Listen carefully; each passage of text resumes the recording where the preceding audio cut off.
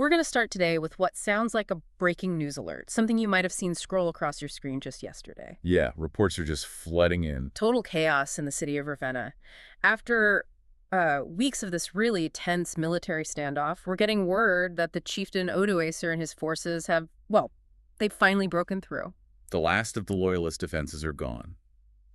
We're hearing that the Roman commander, a man named Orestes, has been captured and executed just outside the city walls. It's just a stunning turn of events, and the symbolism here it's overwhelming. All the imperial insignia, the heavy gold-threaded robes, the scepters, the eagle standards of the legions. All of it. It's all been gathered up and formally surrendered to the invaders. Sure. The last recognized emperor of the Western Roman Empire. Just a young boy, really. Romulus Augustulus. Yeah. He's been deposed. Deposed. They basically deemed him a figurehead too costly to even keep around. Right. And the power vacuum is immediate. It's terrifying. This is the moment historians will look back on and call the definitive end. The final dissolution of the world's greatest, most enduring political machine. It really feels like the end of history, doesn't it? Like this unique catastrophe, a story of an empire that just got too decadent, too corrupt to save itself. You think your iPhone will save you. The Romans had aqueducts that still work, and you can't get a signal in the basement. Exactly. And if you were sitting there in 476 AD watching the smoke rise, you'd probably tell yourself, well, that was a singular tragedy. Yeah. You'd blame it on their unique, terrible choices. Bad emperors, economic screw-ups, the barbarians at the gate. Right. We always do that. We look at history through this very narrow, frankly, self-flattering lens. We think our problems are unique, our political divisions, our tech, our trillion-dollar markets. Our global supply chain. Our global supply chains, yeah. We think all of that makes us immune to the fate of the ancients. We're just too sophisticated, too connected to fail like they did. But what if that sophistication, that very complexity, is actually the thing that guarantees failure? What do you mean? I mean, what if imperial collapse isn't some tragic one-off accident? What if it follows an inevitable, predictable rhythm, a kind of 250-year countdown clock? And that's really the premise of today's deep dive. A countdown clock. Okay, so where does this theory come from? The core of it comes from a British general, Sir John Glubb. He was also known as Glubb Pasha from his time with the Jordan Arab Legion. And this wasn't just some casual observation. No, he was serious about this. Deeply serious. He studied 11 major empires, stretching all the way back to the Assyrians in 859 BC. That's nearly 3,000 years of data on how power structures rise, and, more importantly, how they fall. And he found a pattern. A remarkable similarity, as he put it. The duration of these great nations, their lifespan, was consistently around 250 years. 250 years, that's about 10 generations of people. Exactly. And think about the consistency. This pattern holds true from the Assyrians, who were fighting with spears and marching on foot, all the way to the British Empire with its global shipping lanes, its artillery, its railways. So the technology is completely different. The political systems are different, monarchies, republics, whatever. But the lifespan stays the same. It stays the same. And that forced Glubb to this really counterintuitive conclusion. The controlling factor couldn't be external, like technology or climate. It had to be something internal. Something human. The fixed human lifespan, and the generational mechanism of what he saw as moral and mental decay. He argued that 10 generations is just about enough time to transform that hardy, brave, pioneering group that builds an empire. Into what? Into the self-satisfied, overly critical, and ultimately captious citizen of a welfare state. It's less a historical theory and more like a biological imperative. Okay, so that's our mission for today. We're going to map the current state of the Western world onto this 7-stage countdown clock. We'll use Rome's slow structural collapse and the USSR's lightning-fast implosion as our historical reference points, like finding glitches in the matrix. And the goal is simple. We're trying to figure out, with as much objectivity as we can, are we sitting comfortably in stage 5, or has stage 6, the loss of faith in the system itself, already begun? All right, let's get into it. The blueprint. Glubb's 7 stages. This is the generational story, right? Charting how people's character, their ambitions change over that 250-year clock. Stage 1 is the age of pioneers, the outburst. Yeah, an outburst is the perfect word for it. It's explosive. It's defined by incredible courage, hardihood, and this is a key part, aggression. So this is when a small, maybe overlooked nation just suddenly erupts onto the scene. Exactly. Think of the Mongols just boiling out of the steppes, or Yeah. the Spanish after 1492. These first victories aren't won with sophisticated strategy. They're won with reckless bravery, just pure, daring initiative. The people are frugal, they're disciplined, and almost always underestimated by the old, decaying empires they're about to replace. And that explosive energy, that pioneer spirit, it eventually has to formalize itself, right? Which brings us to stage 2, Yeah. the age of conquests. Right. The pioneers are not just fighting on instinct anymore. They've started to adopt the sophisticated military methods, the bureaucratic organization of the very empires they're defeating. They learn from their enemies. They learn from their enemies. So this phase becomes about organized, disciplined, professional military expansion. The motivation shifts a little bit too. The pioneers were driven by, survival, maybe religious zeal. But the age of conquests is primarily about glory, about honor. The military leaders are the absolute heroes of the day. All ambition is focused on feats of arms, on adding new territories to the map. It's probably the most physically vibrant period of the empire's life. And once you've conquered all that territory and you put it all under one government, you create something like the Roman peace, the Pax Romana or the Pax Britannica, that leads pretty naturally to stage 3. The age of commerce. The age of commerce. Because now the borders are secure, the trade routes are safe, and what you've essentially created is a gigantic single common market. A huge free trade zone. And this unleashes vast commercial prosperity. Commerce is suddenly freed from all the little local tariffs, customs, bandits on the road. And here we see another profound shift in ambition. This is a critical turning point. We're moving away from glory. The desire for military glory is replaced by the desire for immense wealth. The hero is no longer the general who conquered a province. The new hero is the merchant, the trader, the financier who makes a fortune. Which sets the stage for the peak, right? Stage 4, the age of affluence. High noon. This is the good life. This is when the empire is at its most comfortable. Wealth seems to pour in, as Glubb says, almost without effort. Luxury is no longer an exception, it's the expectation. He points to Augustan Rome or Victorian Britain at its absolute zenith. But this is also where things start to go wrong, isn't it? The seeds of destruction are sown here, but quietly. Almost silently. The first sign is in the young people. They start pursuing education, not for virtue, not for wisdom, but purely for qualifications. They want the credentials that will get them a good job so they can accumulate wealth and maintain the lifestyle their parents established. The link between hard work and real reward starts to fray. Okay, I want to pause on this because this is where a lot of people get stuck. Glubb says that affluence, stage 4, automatically leads into the age of intellect, stage 5. But why? I mean, if you've got unlimited money, why do you stop being a merchant and suddenly become an academic?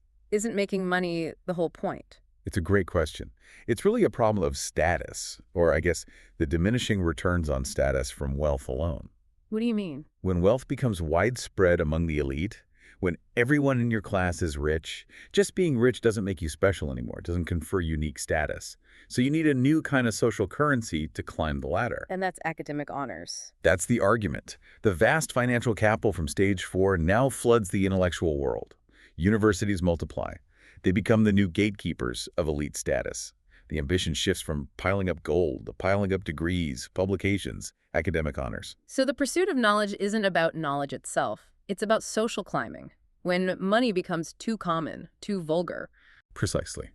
The system has all this extra cash, so ample funds are available for the pursuit of knowledge. But that pursuit becomes detached from practical application. It's not about building better aqueducts anymore. It's about deconstructing texts. Glubb saw this in the declining Arab Empire, where universities popped up everywhere, and he certainly saw it in the modern U.S. and Britain. Which brings us to the paradox of stage 5, the age of intellect. Because you'd think a highly educated society would be a strong society. We're always told education is the solution. But Glubb says this is what leads directly to collapse. Why? Because the entire focus of the culture shifts to discussion, to debate, to critique, to what he called, pretty bluntly, endless and incessant talking. The intellectual class believes every problem can be solved if they're just clever enough, if they just talk it out. Right. They think it's all about superior mental gymnastics. They're brilliant at identifying flaws in the system, at critiquing the past, but they're terrible at committing to a course of action. They paralyze themselves with analysis. So it's the unconscious belief that the human brain can solve everything, but without the grit, the self-dedication. It is absolute paralysis. You look at the late Roman Republic. The philosophical debates were endless.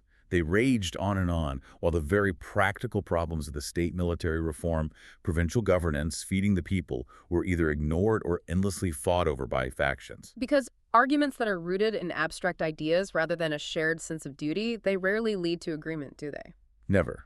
And that constant dedication to discussion destroys the power of concerted action. Glubb's point is that without loyalty and self-sacrifice from citizens, the very moral qualities that built the empire in the first place, a nation will eventually collapse, no matter how high its collective IQ is. Which ushers in the final stages. Stage 6, the age of decadence, and then stage 7, decline and collapse. And the things that define this final descent are what Glubb found to be chillingly uniform across all 11 empires. Heartbreakingly so, yeah. These stages are really defined by the total loss of civic virtue. It's the rise of universal pessimism and pure selfishness. Okay, let's break down those symptoms. He starts with the empire's relationship with its own military. He calls it pacifism as an intellectual justification. Yes. In this stage, military readiness starts to be denounced. It's called primitive or immoral. But Glubb had a very cynical take on this. He argued that this kind of elite pacifism is often just an intellectual device. It's a way to suppress feelings of inferiority when you look back at the heroism and the sacrifices of your ancestors. So it's easier to say fighting is immoral than to admit I don't have the courage they did. It's a way of reframing weakness as a moral strength. The idea of duty, of sacrifice for the nation, is replaced by the pursuit of personal comfort and safety. You disarm because the sense of duty has weakened and selfishness has grown. And as that happens, you see the internal fracturing get worse, civil dissensions. You'd think that when the nation is threatened from the outside, people would unite. Glubb says the exact opposite happens. It's an incredible insight, isn't it? Internal rivalries become more acute as the nation gets weaker. The Roman Empire was literally tearing itself apart in civil wars in the 4th and 5th centuries, fighting over who would control a dying state, even as the Goths and Vandals were pouring over the borders. He pointed to Byzantium, too. A perfect example. It spent its last 50 years locked in brutal internal civil wars over the throne, even when the Ottoman Turks were, literally at the gates of Constantinople. The hatred for your internal political opponent becomes stronger than your fear of the external enemy who wants to destroy you all. Another thing he documents consistently is the massive influx of foreigners into the capital city during this decline. We saw it in Rome, in Baghdad, and you can see it in the major cities of the West today. And this is a really complex point, so we have to be careful here. Just as Glubb was, he was adamant this is not about race or any kind of inherent inferiority. It is purely about political cohesion. A massive, rapid influx of different cultures creates heterogeneity. It dilutes the original homogeneous solidarity of the pioneer stock. This just makes forming a national consensus on policy incredibly difficult. And crucially, he argued it can reduce the willingness of different groups to sacrifice their lives and property for the state in a crisis. Because the shared story, the shared identity has become fragmented. Exactly. When you ask a citizen to die for the state, that request relies on a deeply felt collective identity. In a highly cosmopolitan, decentralized power structure, that shared narrative becomes much, much weaker. The system becomes more brittle. More brittle. And the final symptom of stage 6 is what he called frivolity. Yes. As the empire's power and wealth decline, a universal pessimism starts to set in. But instead of inspiring action, it inspires distraction. Bread in circuses. The modern equivalent, yeah. Excessive consumption, mindless entertainment, endless diversion. The whole value system inverts. The public starts calling a comedian a genius or a sports star a hero instead of a statesman or a scientist.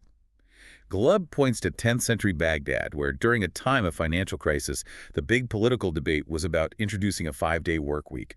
The escape from a grim reality through amusement becomes the primary cultural goal. And the terrifying part is that this whole cycle, from the hardy pioneer to the frivolous, decadent citizen, consistently takes about 10 generations. The internal clock just keeps ticking. It just keeps ticking down. So the Glubb cycle gives us the rhythm, the human symptoms of decline. It's the moral diagnosis. But we need more. We need the cold, hard, structural logic, the mechanical reason why all this complexity becomes a death sentence. We need the math. We need the math. And for that, we have to turn to the work of anthropologist Joseph Tainter. Right. Tainter's whole idea is that collapse is fundamentally a political and economic process. And it's all defined by one thing, the cost of complexity. If Glubb tells us who changes over 250 years, Tainter tells us how the machine itself just wears out. He argues that societies aren't like people, right? They don't fail because of moral flaws. No, he sees them as value-neutral machines. And in any machine, the parts eventually become too expensive to maintain and replace. The machine breaks down. So let's lay out his core ideas, his axioms. Okay, first, societies become more complex to solve problems. You face a new threat. You build a bigger army. You need to manage a bigger population. You create more bureaucracy. You need more food. You develop irrigation systems. And that complexity isn't free. It is not free. That's axiom 2. Complexity requires a huge energy subsidy. And by energy, he means resources, wealth, manpower, everything needed just for maintenance. It's the overhead cost of running the empire. Okay, and the third axiom is the killer. This is the fatal flaw. Investment in sociopolitical complexity eventually and always reaches a point of declining marginal returns. Meaning you keep adding more complexity, but you get less and less actual benefit from each new layer. Less and less. You build a new regulatory agency to solve a problem the old one couldn't handle. But this new, expensive layer provides only a tiny bit more benefit than the last one. But you still have to pay the overhead cost of the entire, interlocked, highly complex system.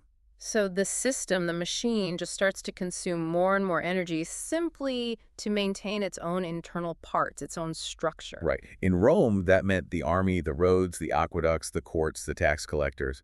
The sheer inertia of that machine starts to eat its own resource base. It becomes a parasite on the society it's supposed to be serving. Which means the most concrete way to measure if a society is viable or not is its energy budget. Specifically, something called energy return on investment, or EOAI. EOAI is the master metric. It's so simple but so powerful. It just measures the surplus energy you get back from the energy you spend to obtain it. So when an empire is rising, its EOAI is pie high? Absolutely off the charts. Tainter pointed out that back in the 1940s, the ERAAI for finding and extracting oil and gas in the U.S. was staggering. It was around 100 to 1. 100 to 1. So for every 1 barrel of oil worth of energy you spend on drilling and pumping? You got 100 barrels of pure surplus energy back. That incredible surplus is what funded the American Age of Affluence, Glubb's Stage 4. It paid for the suburbs, the highway system, the entire consumer society. But the cheap, easy-to-get energy is always the first to go? Always. By 2007, the average EROEI for oil and gas had crashed to about 10 to 1. Still profitable, sure, but that massive surplus margin that builds civilizations, it's shrinking.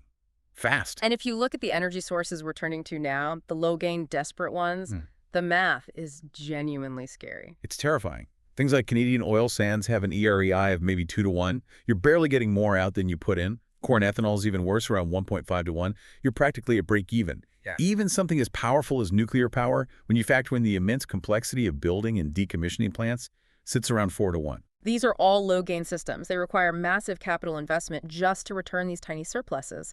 So what's the cutoff point? If 100 to 1 builds an empire, what's the minimum EROEI you need just to stop the whole complex machine from imploding on itself? Tainter did the math on this. He estimated that for a modern, complex society to sustain its essential overhead costs, the government, the infrastructure, police, healthcare, manufacturing, you need a minimum EROEI of around 3 to 1. 3 to 1. If your society's average energy return drops below that line, the financial cost of just maintaining your complexity becomes greater than the energy surplus the system generates. Yeah.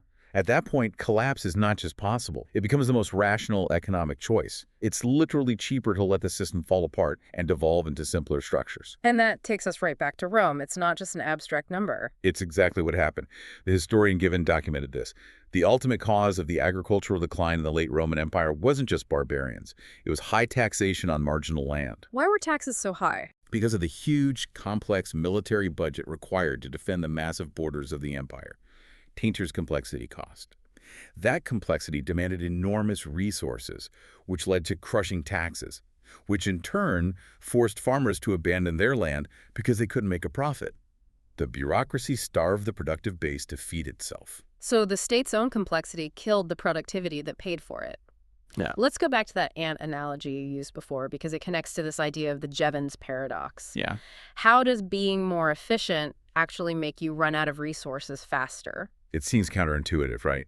The Jevons paradox says that when you get more efficient at using a resource, you don't use less of it, you actually use more of it because it becomes cheaper and more accessible. Okay.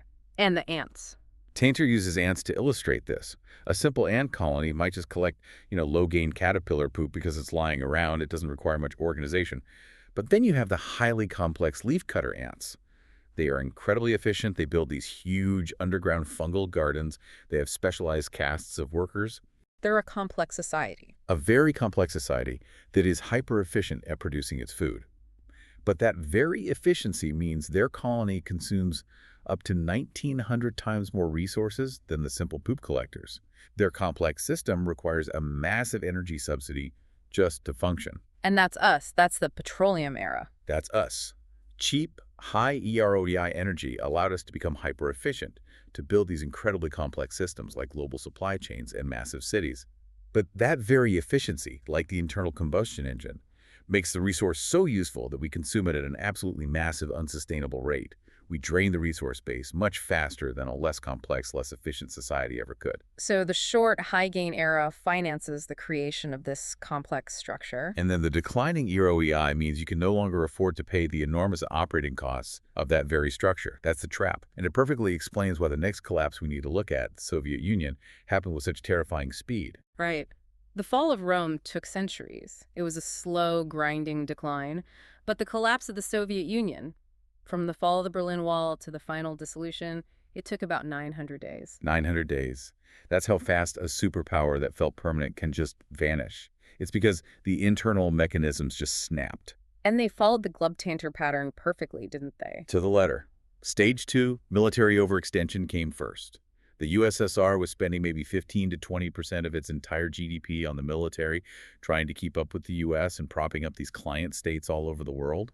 That massive overhead tainter's complexity cost, it just gutted their productive capacity. Which led to economic stagnation by the 1970s. The ruble was worthless. The whole system was basically running on fumes, financed by gold and oil exports. Right, and when oil prices collapsed in the mid-'80s, their financial life support was just cut off. But the unique mechanism of Soviet death, the thing that makes it such a vital warning for us today, was this sudden, extreme economic disintegration. Because their economy was so centralized? Deliberately so. The central planners in Moscow had designed it to be this one massive integrated machine.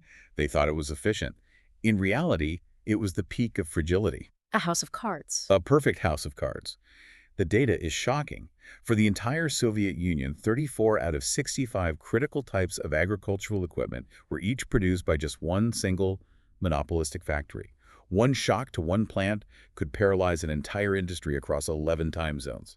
So when the political control started to loosen under Gorbachev and the republic started declaring sovereignty, the supply chains didn't just bend, they shattered. That political secession signal, as one analyst called it, was a death sentence. The republics immediately started acting in their own short-term interest. They hoarded resources, they cut exports to their neighbors, they were trying to secure their own little part of the ship, not realizing they were sinking the whole vessel. That story about the hay baler factory in Kyrgyzstan is the perfect example. It makes this abstract trade data feel terrifyingly real. It's incredible. This one factory in the Kyrgyz Republic was making hay balers for all of Central Asia, a vital piece of equipment. But it needed one specific compressor part. And that part came from where? It was supplied by only two firms, one in Estonia and one in Russia. When Estonia declared its independence, it suddenly demanded payment in hard currency dollars or Deutschmarks, which the Kyrgyz factory didn't have. And just like that, half of its production capability was gone, instantly. A vital industry crippled because one single link in a 1,000-mile-long chain had been severed by politics. That's Glubb's civil dissensions playing out economically. The internal fragmentation was catastrophic. The data is staggering. Between 1991 and 1993, internal trade among the newly independent Soviet republics fell by 83 to 84%. 83%. And the models show that trade disruption alone caused an average GDP reduction of 7.5 percentage points per year. This wasn't a recession. This was a shock collapse, engineered by economic self-sabotage. The lesson there is just brutal. A new internal border, say, between Ukraine and Russia, suddenly created a trade barrier that was 4.6 times higher than the barrier between two normal capitalist countries. The political fragmentation directly and immediately destroyed the supply chains, leading to a massive loss of output and the swift end of the entire Soviet empire. It died from the complexity cost of its own internal divisions. It ate itself. Okay, so if the 250-year Glubb clock is ticking and the rapid implosion of the USSR is the template for how a complex system can just snap, The only question left is, where are we on that clock? The billion-dollar question. We have to apply Glubb's generational cycle and the currency-focused stages from financial historian Mike Maloney and see where the modern West, with the U.S. as the main example, lines up. And when you lay these models over each other, they all converge on the same pretty frightening conclusion. Let's just run through the stages quickly to see the trajectory. All right. Stage 1, expansion and confidence. For the U.S., that's the post-World War II era. Global undisputed hegemon, the dollar becomes the world's reserve currency. A feeling of inevitable, benevolent expansion. Then stage 2, imperial overstretch, the age of conquests. Glubb says reckless bravery is replaced by defensiveness. Maloney points to the massive military commitments. The U.S. has over 150 military bases worldwide. The wars in Iraq and Afghanistan alone cost over $2 trillion. The scale of this global policing just grossly exceeds what the system can sustainably afford. Which brings us to stage 3, fiscal crisis and currency debasement. And this is where Maloney's data is so sharp. U.S. national debt goes from $6 trillion in 2000 to over $33 trillion today.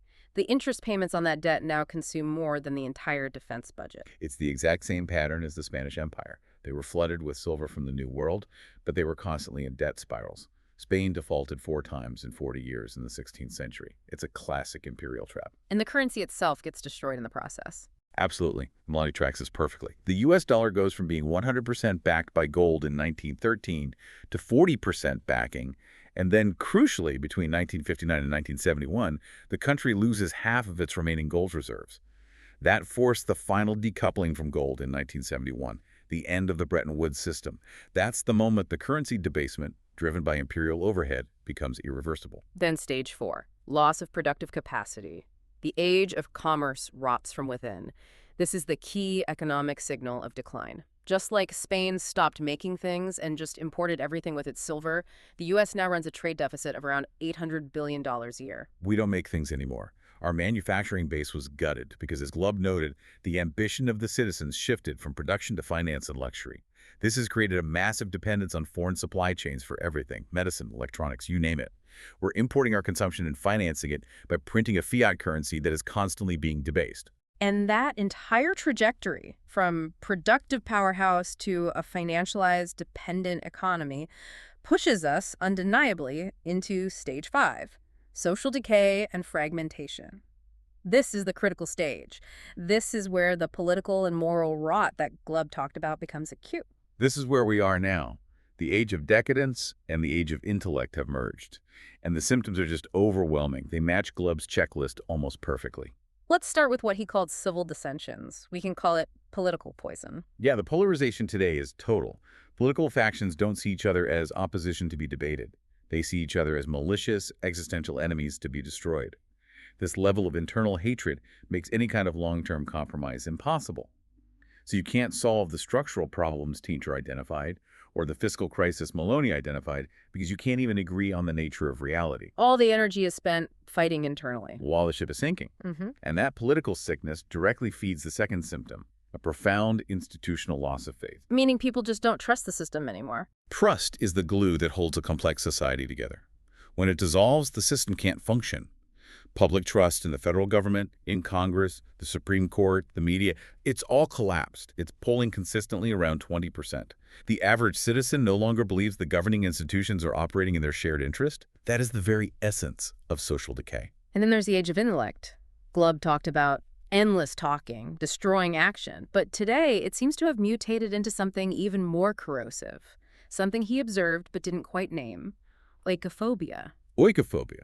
It's a rejection of one's own culture, one's own heritage and institutions. The intellectual ambition shifts from trying to defend and improve the existing system, however flawed it might be, to simply tearing it down. To celebrating the act of criticism itself. Exactly. It manifests in movements that explicitly call for abolishing core institutions, or that define intellectualism as the act of denigrating your own nation's past and present. It's a form of intellectual self-loathing. And that's a devastating internal blow because it turns the smartest people in your society from problem solvers into What? articulators of hopelessness. The whole discussion becomes about why the system deserves to collapse, not how to save it. And this is Glubb's final warning made real. The age of intellect transforms the pioneer into the captious citizen cynical, comfortable, convinced that their own mental cleverness is enough.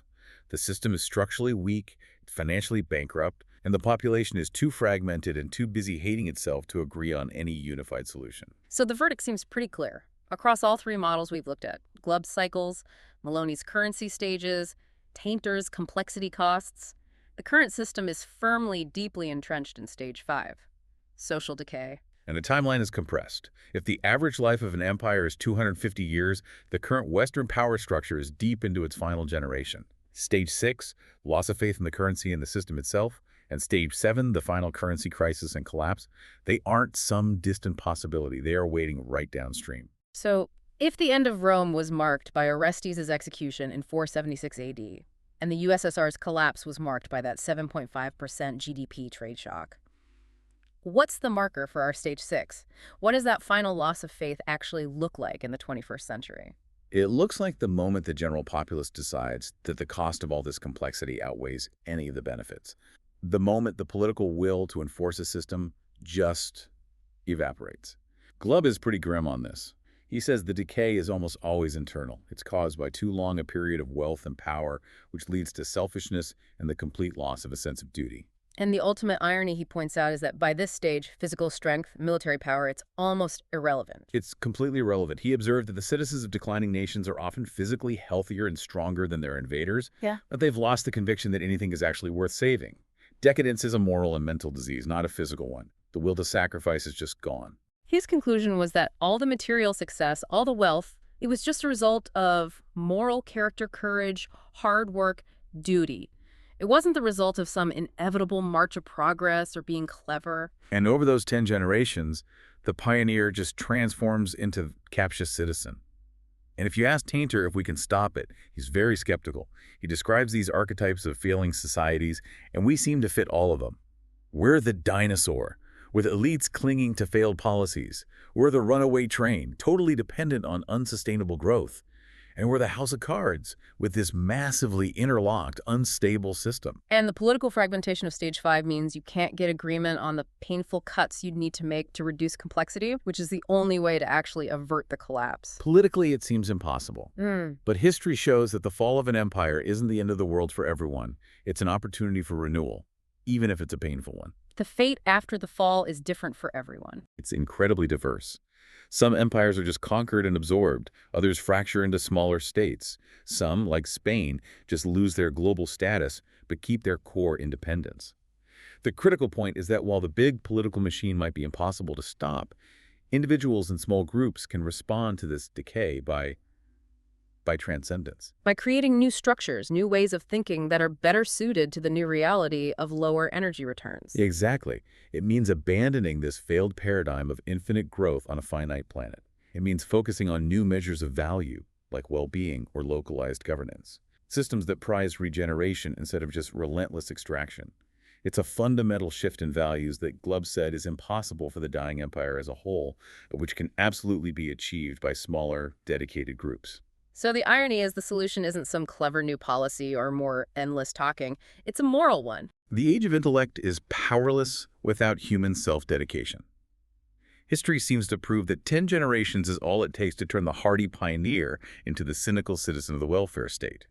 And that intellectual cleverness, without that spirit of duty and self-sacrifice, leads to the collapse of the entire stupendous fabric. So the final question is, what essential element must you prioritize today? That decision. To choose the pioneer spirit of duty over the comfort of decadence and the cynicism of the intellectual, that might be the only currency that holds its value when the unavoidable gravity of Stage 6 finally hits.